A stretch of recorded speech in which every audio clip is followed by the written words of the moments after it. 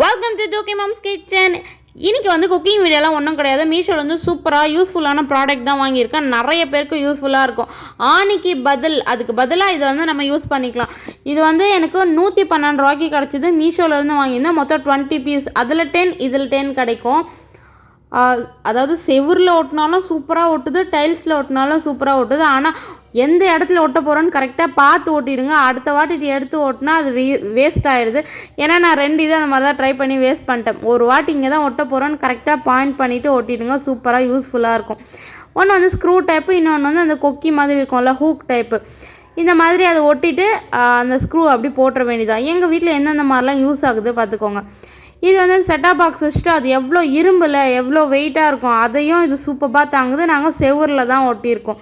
அதே மாதிரி இது ஒரு டெக்கரேட்டிவ் ப்ராடக்ட்டு. நானே வீட்டில் செஞ்சுருக்கேன். எப்படி இருக்குன்னு சொல்லுங்கள். ஈவனையும் அதில் தான் மாட்டி வச்சுருந்தேன். இதுவும் மீஷோவில் வாங்கின ப்ராடக்ட் தான்.